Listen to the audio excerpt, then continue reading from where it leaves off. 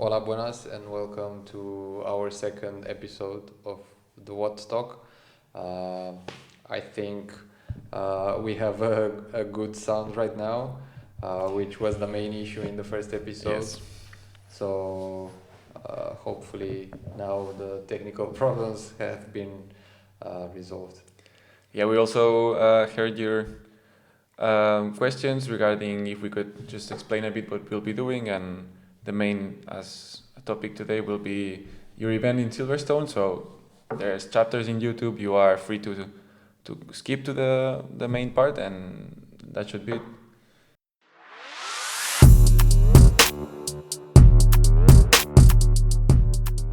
All right, first part, my wrap up. Let me open intervals. So same as last week, 2 hard days and then just endurance.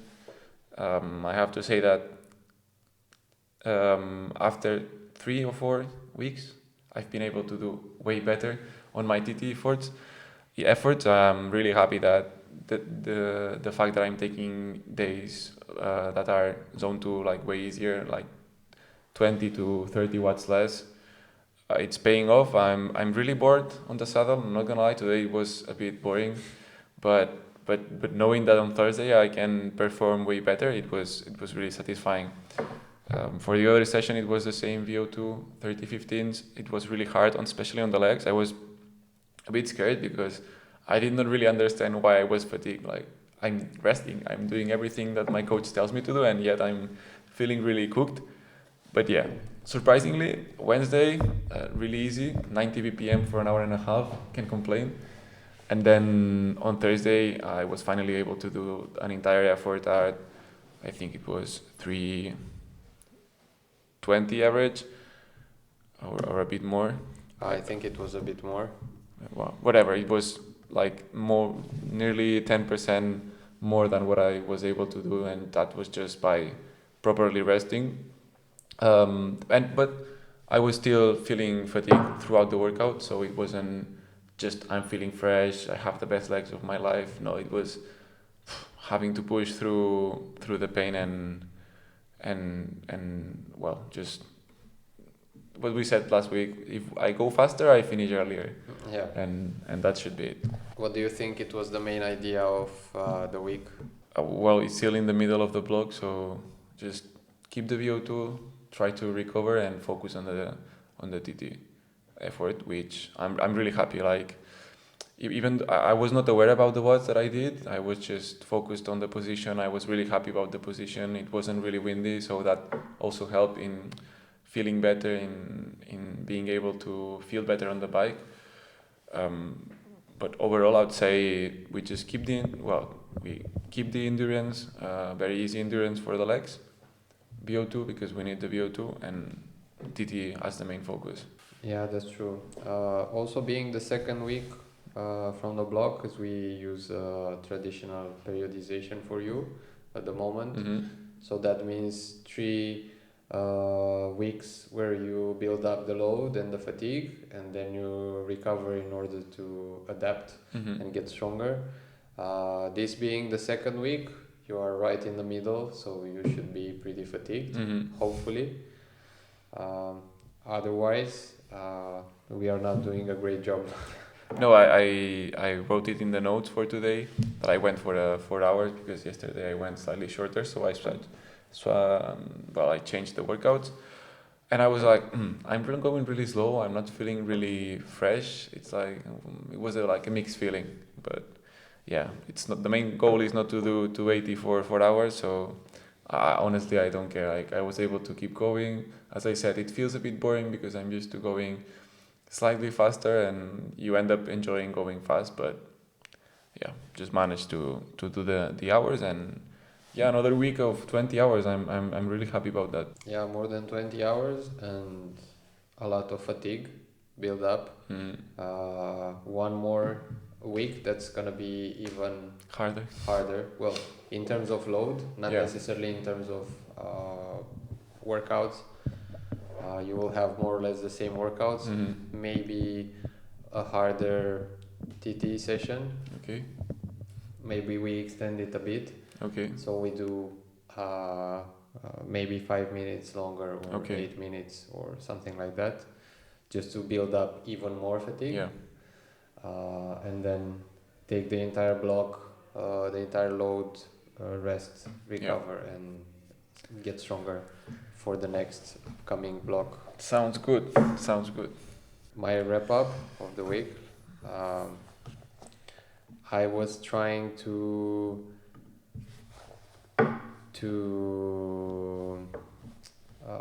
build up a bit of fatigue and pain tolerance, but well, I couldn't because I had a short trip to Silverstone for the event.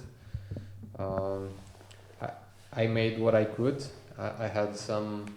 So I had a test in Catsby tunnel the second day, where I managed to do a bit of threshold. It was actually really funny because the so Catsby tunnel, it's a tunnel that has been rebuilt in order to be used by aero by teams and like Formula One teams. Yes. To test all kind of aerodynamics and yeah. So basically, it has a really small incline. It's like 1 point something percent. Really? Yeah. But you can really feel it. Like Why? I 1%. really don't know because so in order to test properly, you have to choose a certain speed and maintain it on the way there and back. Okay. So you should have roughly the same speed out and back. Yes. So based on my first lap, which was slightly downwards, Okay. I just chose 42 km an hour because that's like an average speed for my efforts around here. I couldn't see the watts because the Garmin was configured differently. But at the end of the lap, I could see the average, and I was averaging like 120 watts. Really? Yeah, for 42k an hour. Wow. And being like 10 degrees, I was shivering. Like it was really cold. 42k an hour and 10 degrees, that's really bad. And when I turned and I tried to do the same 42k an hour, I was doing like 350 watts. Okay. So I was getting really warmed up, and it was way better on the way back. So basically, I did some kind of TT efforts to come back to the original idea. Yeah, let's say I did 6 rounds, so that would be 5 minutes more or less. 30 minutes threshold. That should be enough for a workout. But it was a really good experience. So coming back to my workouts, I also tried to keep my O2 intake pretty high. I did a VO2 session before the event. Wow, for once, I was like, your O2, what do you mean? Yeah, the oxygen. Yeah, of course. Like, where is he going with that? Yeah, Like, for the VO2. yeah. So I did a VO2 session, just a classic 30-15s, and then just some endurance after the event with an athlete here in Girona. And you also started the best thing of Yes, and I also started the HIIT training. How is it going? Using the core body sensor. The interface is really nice. Okay. But it's a challenge. Like, for example, To go over 38. Yeah. Like the first session, I was doing my zone to 240 to 60 watts, and it took me 26 minutes from the start to get over 38. With a jacket on, with everything closed, the heating turned on. Really? Yes. That much? Yes, 26 minutes to get over 38. But then it took me like 10 minutes to get from 38 to 39. To go even higher? Yeah. Okay. So it was like like a really Mm-hmm. it really started to ramp up at some point Okay. after, let's say, half an hour. And then for example, like I told you, I had to do 240 to 260 to increase slowly. Mm-hmm. But then after 45 minutes, when I got over 39, Mm-hmm. well, you should not go over 39.5 because that could be dangerous. You could have heat illness, heat strokes, and so on. So I tried to stay underneath that, but it was still going up. So I had to lose Yeah. Okay. 10, 20, 30 watts, 40. And it only started to drop when I got to 160. So instead of maybe opening your jacket a bit. I also did that. Vale. So you just tried both, like. Yeah, so 260 at the beginning, Mm. at the end 160. Okay. That's just crazy. Was it any better today? Actually, I put an extra layer Okay. on, and I managed to get faster to Yeah. over 38. Which is the idea, right? Yeah, because so how the sensor works, it will count, it will give you a heat stress based on your temperature, and based on that heat stress, you will get a heat load. Yeah. So the more you stay at a certain Mm-hmm. temperature, the more load you get. So I'm aiming for at least 5 out of 10. Per workout.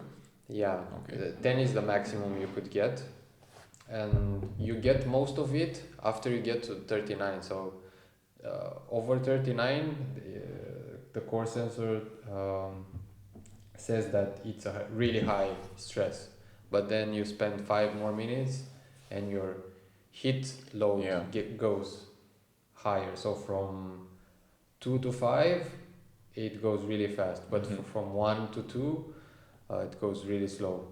Well, I'm just curious if you also were tracking your temperature in outdoors. Just The Garmin also recorded that, the temperature in the room, but it was like 20 something. It was nothing crazy.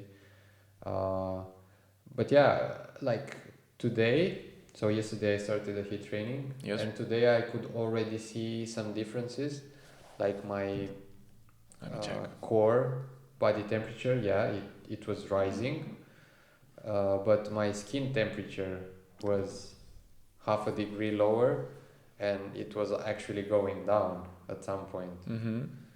So you could already see the adaptation, because it's happening really fast. One thing that I wanted to ask is, in the end, we've been riding at 15 to 18 degrees for the last 2 to 3 weeks. I mean, not daily, but there are some days in which, if you don't have the wind, it's really hot here. And because of the wind, the actual temperature is lower.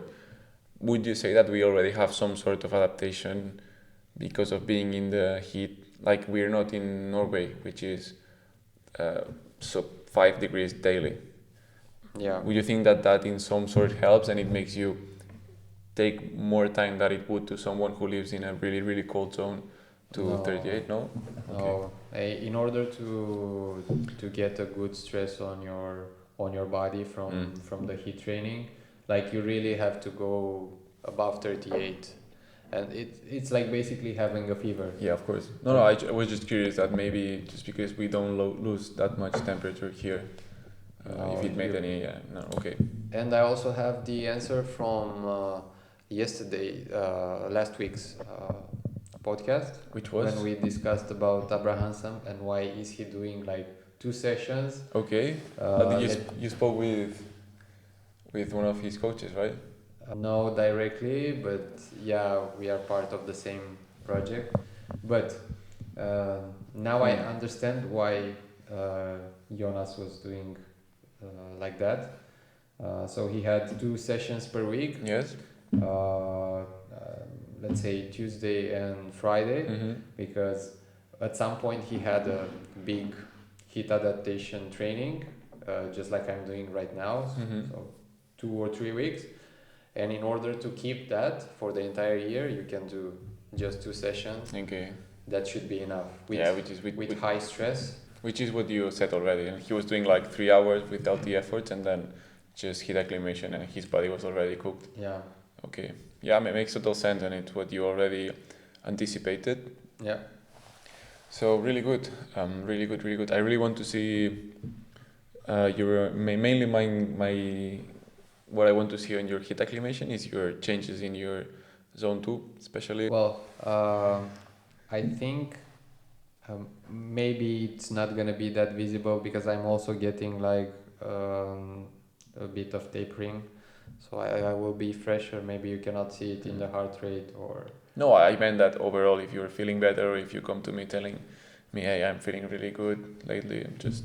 Yeah, but it's really hard. It's hard Yeah, to I do this know. session. I know. Staying 1 hour with fever. It's already hard staying 1 hour indoor. Then you have to do it with heat acclimation. It's really bad. And then you have to clean 2 pairs of bibs. Yeah. To the jacket as well.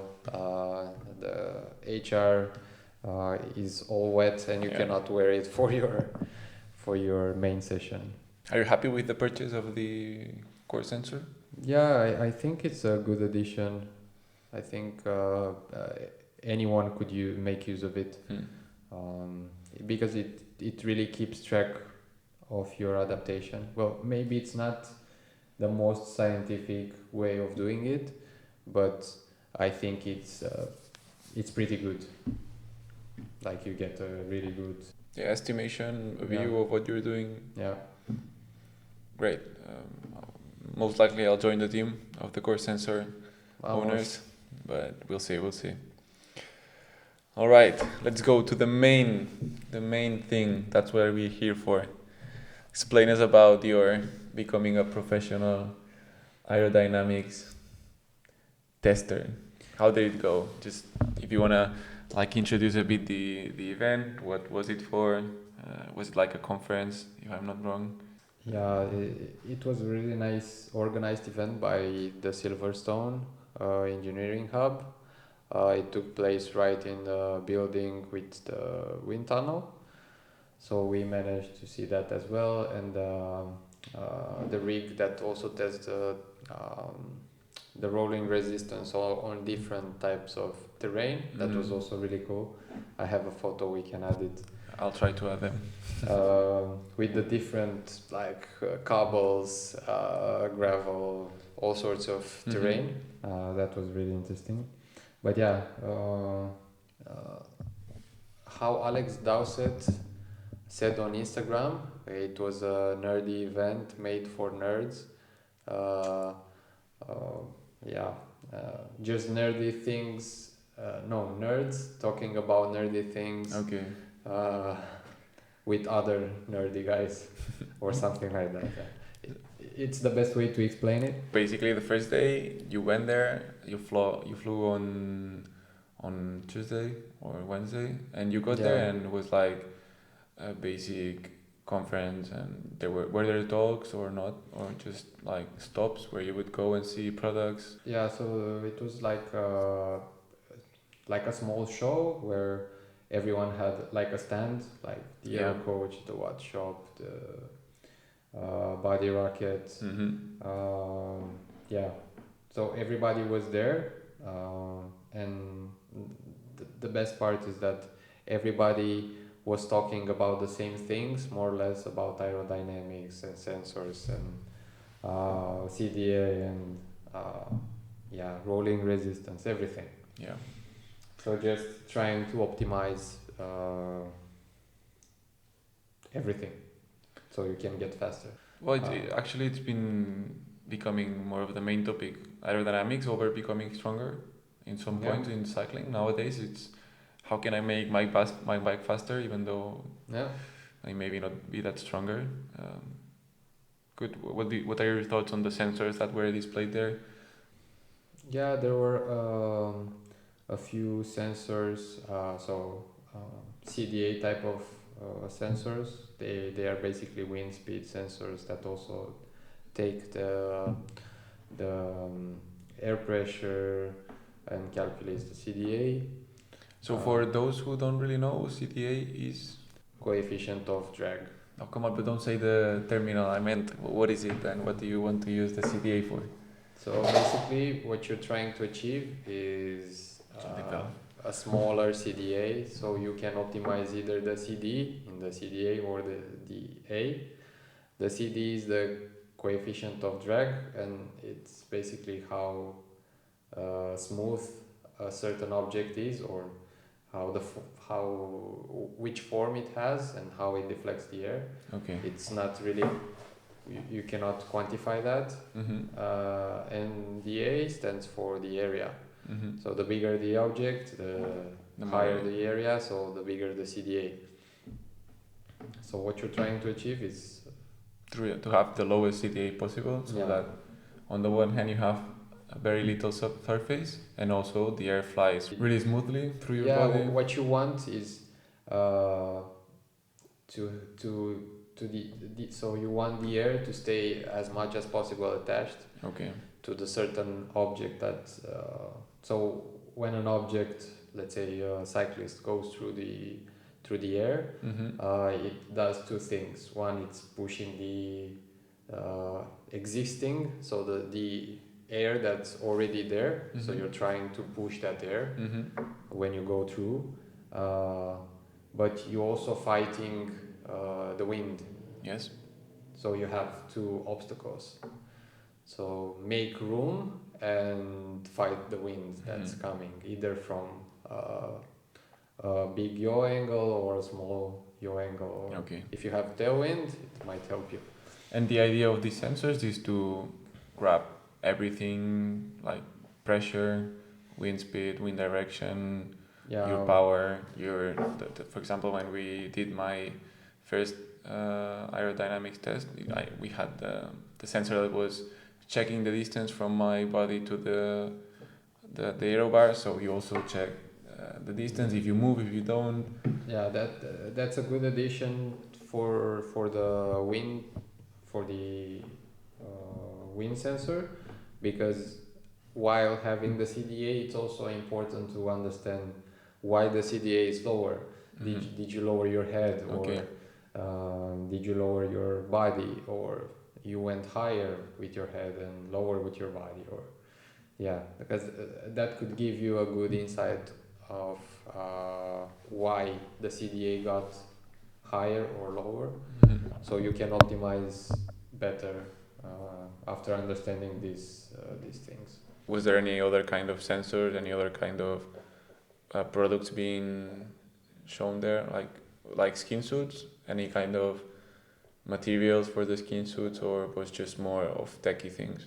Yeah, what was really interesting for me to see, it's where the future of skin suits are going. So the fastest skin suits available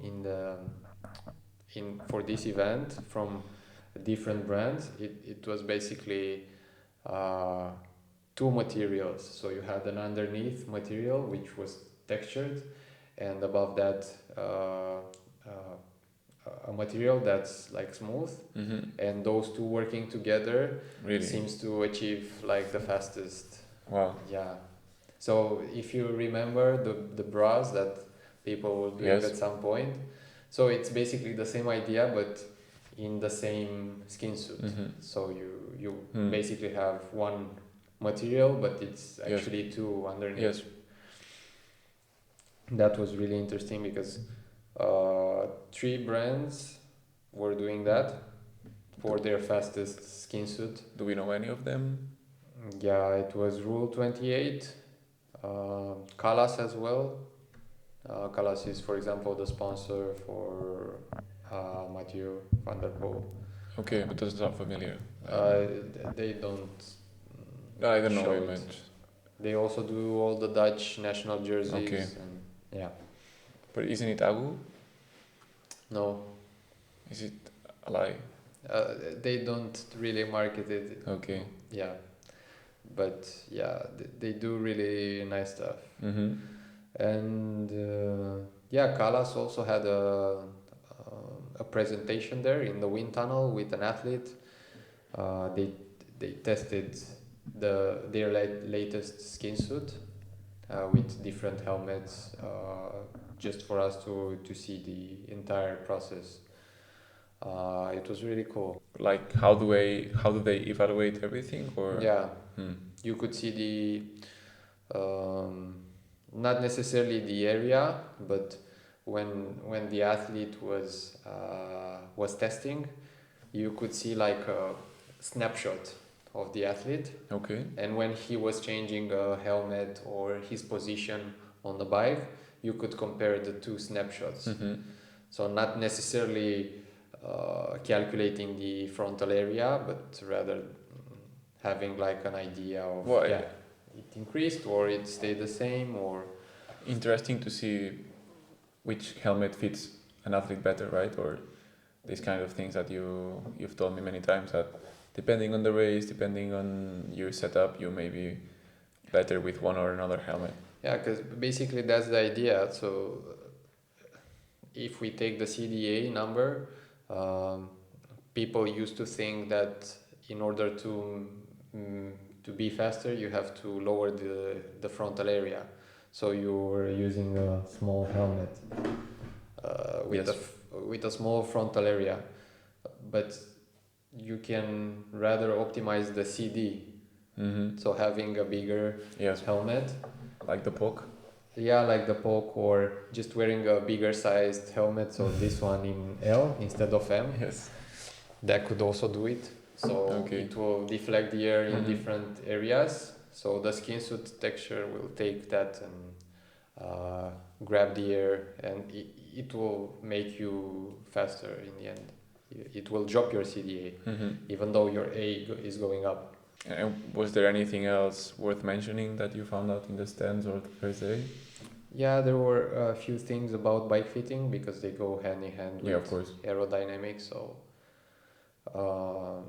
the industry is going towards a more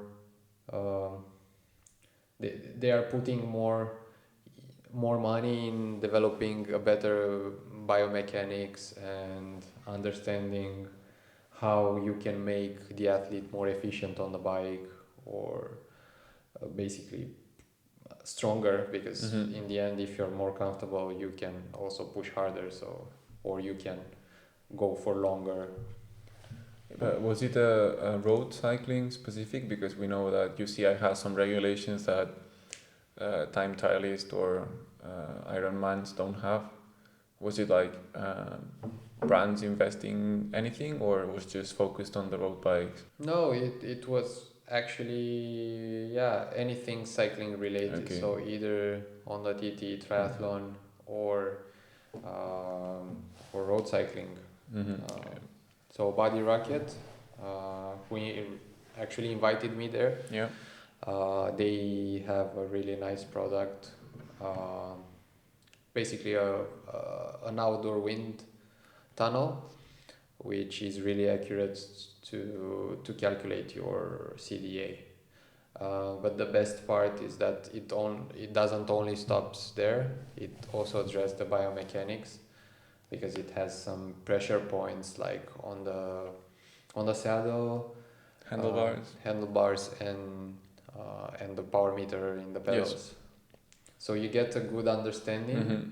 of where the weight of the rider is, why is he pushing better, why is he pushing less, is he Mm-hmm. moving on the saddle, is that beneficial or not for the output. So these are really interesting ideas to discuss about. But yeah, and in order to do that, they had to develop a really accurate power meter. Yeah. And it looks like the power meter, it's the most accurate in the world.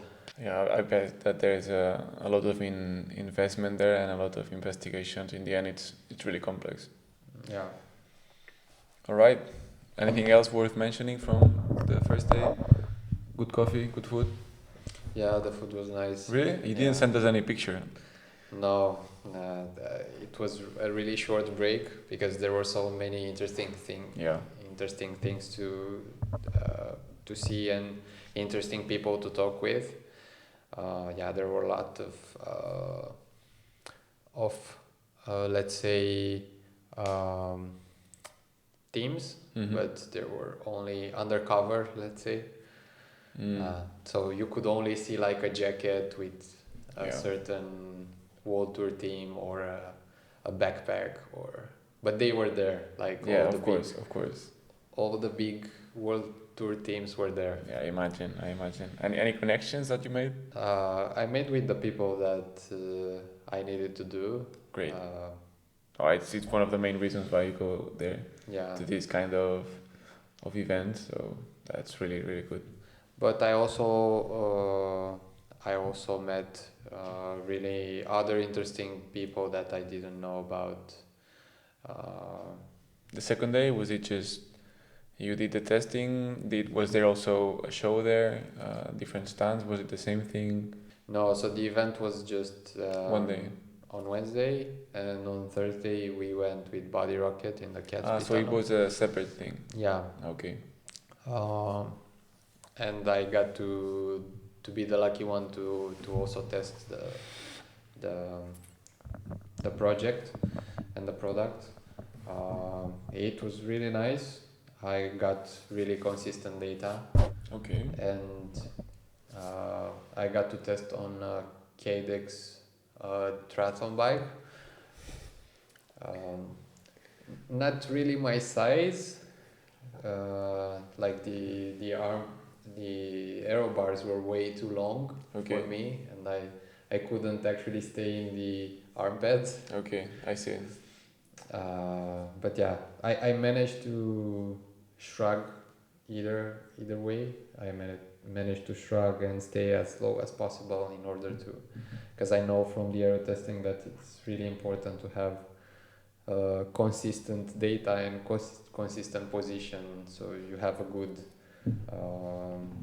result in the end. And that you could see that in my CDA across the tests. Mm-hmm. What did you test? Like, did you change your skin suit, your helmet, shoes? So I did 2 stack options. So I started from a baseline for my position. Mm-hmm. I tested 2 stack options, so higher and lower with the arm pad. That didn't affect my CDA, but I couldn't drop my head. Mm-hmm. Like I like to do. Which one wasn't allowing you to? The higher one. Yeah. I just couldn't go with my head lower. It felt really slow, but apparently it was more or less the same, like within margin of error. Mm-hmm. And I also tested between my fastest helmet that I know it tested the fastest on me, the S-Works TT5, and the new Giro Arrowhead, which was the first time trying it. Yeah, and also the guys from Body Rocket, they also tested it for the first time. Really? Yeah, because it's like really new. It is. It was not available for the public until now. I didn't know that. I wasn't aware. Yeah, so that was interesting. It actually performed more or less the same on me. So in the end, for my event, I'll be choosing based on comfort between the two. On Friday you went out. Did you try anything of the things you learned from the event, or was just going up for it? I thought that you maybe had gone out to test the helmet or test the position, or... No, because my position was slightly different. Yeah, well, it's different bike. Yeah. Not the handlebars that you usually go with, But it's interesting to see my CDA on that bike, because I know it's higher because of the entire setup. It's not optimized for myself, but even though I managed to shrug really a lot, like it was hurting my neck and my shoulders, but I got a really good number. Time trial or road bikes have a different regulation, and triathlon bikes are way different. You're not supposed to go really low, really shrugged. It's Yeah. more of a comfortable position. In the end, if you are doing an Ironman, you're going to be on that bike for 4.5 to 6 hours if you are fast. And then run a marathon. Yeah, so you're not expected to be with issues with cramps on your back. But okay, really good, really good. Anything that you would take and you would apply to me, for example? Maybe test. Would you now test differently? Now that you mentioned, like, do you think that there is something that you learned that you were not doing? Not necessarily. Yeah, actually, yes. The testing process, I think Body Rocket was doing it a bit differently than I was doing. So I can optimize a bit there. I also got a really nice idea talking to the guys.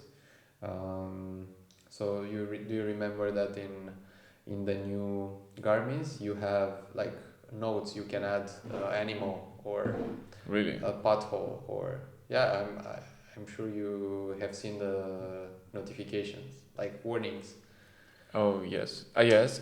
Yes. And The hazard things. Yeah, okay. hazard. Okay. So you can add, for example, while testing, you can add it on the map for the athlete when he goes to test. Right. So you can mark the start of the lap and the end of the lap. So he's more consistent on that segment. I think that's a really good idea. Actually, yes. Yeah.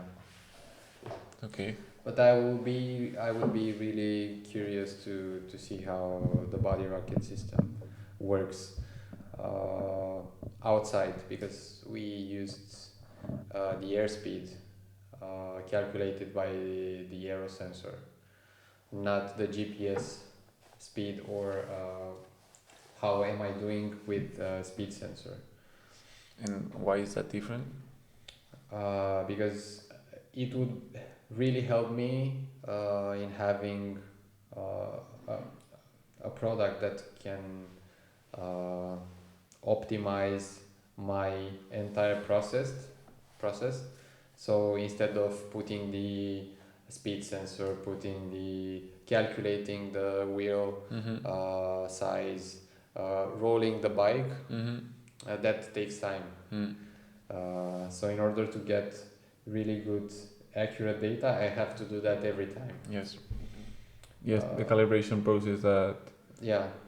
And also, like, someone has a 28 versus 25, that will impact the testing. So if I can use the GPS accurate and the Body Rocket can do that, then that would be really, really nice for myself. And for my athletes as well. Yeah, it's already a bit of a pain to test because you need to change this, then you change that, and I'm there like getting cold when we did because it was in winter, and then you ride again, you're fatigued, and you change again, but it's part of the process. I mean, bike fitting, it's a bit of a mess, but well, it's getting better. And what was also nice is that I could see my shuffling on the saddle. How you were moving? Yeah. Because of the sensors? Yes. So you could see that I'm a really light shuffleist, if that's the word. Okay. So usually what people are doing is they go hard, and they go further on the saddle, so more up front, and at some point they get too up front, and then they move back. So that's usually the case. But I'm like doing like only 2 or 3 millimeters, and then shuffle really just a bit. I see. But very often. So one of the questions that I read on one of the messages from Instagram was, if you don't have the equipment, one of the main things on a TT is the helmet. If you were to go on a shop that has everything and you need advice, like let's say I don't have you and you are in Romania and I'm here and I'm like, Alex, I'm in biking, how do I choose my helmet? Like, which are the things that you would tips that you would give someone who doesn't have the ability or capacity to test everything or every single helmet? Yeah, so what you can do is take notes of the best TT helmets that are around and which one are the fastest for the majority of riders. So, for example, you can see that the Medrone and the Casque Mistral, they test really good across different bodies, different heights, for example, different skin suits. Yeah, so you're trying to go for a helmet that's widely considered as fast. You can also check the TT scene in the UK. Most of the people are either using a Casque Mistral in size large. Because of the CD that you mentioned. Yeah, because it's actually faster than the M1, even though you're actually an M. Well, not me though. Yeah, not you. Either that or a Medrone. These two are not that polarizing, so they test good for a lot of people. If you want to go like really safe, what you can also do is maybe if you're a triathlete, you care about aerodynamics, but you also consider comfort. So maybe the Medrone, it's not the most comfortable for a 4-hour event like the triathlon. So you could go with something that's shorter, like this one, for example, that also tests better in more scenarios, like if you're on a on a road that's not like really straight and it's a bit technical and you have a lot of yaw angles. It also has a better ventilation than the Medrone. This could in the end be faster. Like you could see Poggi, he wore this in one of the most technical TTs in Tour de France a few years back. Yeah, because this helmet actually was designed for him. Okay. Well, every time I see a Met helmet, I think of him, a TT one. And it was also really warm that day, so this had a better ventilation than the other one. So yeah, you could do that. Yeah, of course, the best idea is to test or have the option to test to aero tests like we do with lead out. But yeah, or if you are a really small athlete like Remco, let's say, and you have really good mobility and you can close your frontal area, like you can get really low with your head, almost like the visor touching your arms. For example, the TT5 can be a really good option because the big visor is designed to actually block most of the air that you have in between your arms and the head. So that could be a good option for a TT if you have really good mobility. Also, like it's hard to find budget friendly helmets, even the regular ones are quite expensive. But yeah. So yeah, it's a bit hard. Maybe it's even better to get a couple of them and see which ones fit you better. If you can maybe try them and return them.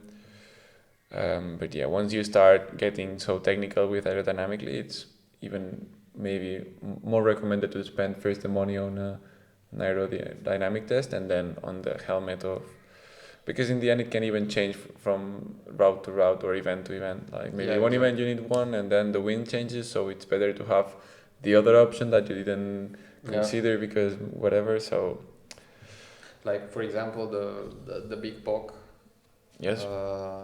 that's really wide, that can test really good in in certain smaller riders, so that have narrower shoulder, because it deflects the air on the shoulders, especially in a headwind. But if you have crosswind, that will be, it doesn't test really good in big yaw angles. So probably this one is faster. Yes. Like I tested the POC versus this one in big yaw angles, and this one was faster. But in full headwind, that one almost mitigated the entire gains that this one offered in crosswind. So yeah, so you have to go for your type of event. If it's warm, for sure you have to go white. Yeah. Color matters. That's a fact. It matters a lot, especially in helmets. So yeah, if you are a triathlonist, a triathlete, you have to go probably with better ventilation rather than better aerodynamics. Also, like if your head is pretty high, maybe the some big and wide helmet, it's not gonna be the fastest for you. Something smaller, like Giro Arrowhead, the first version, or this one, or a normal Casque Mistral, an M size. Those can be a better fit for you. If you had to, even though it's not the best idea to do, but let's say you don't have the money to buy everything, you need to prioritize. If you had to make a top 3 of things that you would prioritize once you have the bike, what would you be like? Taking into account, maybe you can change from skin suit, helmet, aero bars, position, if that can be something to be considered. Like, let's say you have the bike and a wheel set. So the biggest thing and the most important thing that hits the air is you. That accounts for mostly 80% of the drag. So optimizing your position is the first thing to do. Then I would go with the skin suit, because it's also on you. Like it's if you have a really good skin suit, most of the big brands, they are within similar range. So the more expensive, the faster it is actually, because there's some discussion here that we can talk about based on different speeds. You can choose your skin suit, but to keep it simple, we will just say the second one will be the skin suit.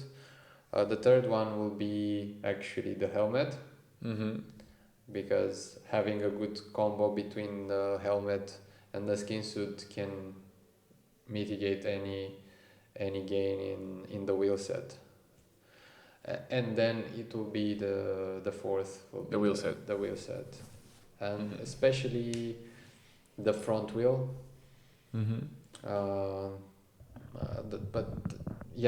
The deeper the wheel, the faster it's gonna be. It doesn't really make any difference, that big of a difference between models, so between different brands, or it's more important to have a good transition of the tire to the rim rather than in tires. You also have to optimize tires. Yes, and inner tubes. Yeah. Which we'll be doing for... Or tubeless. Well, yes. Yeah. Would you say tubeless is faster than latex? Well, I think they're pretty close. Because, I remember that a couple of months ago we were discussing, I told you, like, is it worth if I get these inner tubes for my road bike? And you're like, it's not that it really matters. Yeah. And there was the latex ones, which for non-tubeless wheels, they were like the fastest, but by an insane amount of difference. And I was like, maybe I'll try them once whenever I have a flat. But just because I use GP 5000, I never have a flat. Yeah. which is the best thing about the tires. Yeah, they're just good tires that you can also use for competition most of the times. Perfect. So yeah, in the end you can eyeball a good helmet. But if I only had to choose one helmet, for most of the people it would be the Catsby probably, Okay. because it's not a long tail, not a short tail. It tastes fine. Also, if you drop your head, if your head is high, it's just a good design. So that should be it for today's episode. We hope that you really enjoyed it. We are taking your feedback really into account, and up to a point we are really sorry for the audio of the first episode.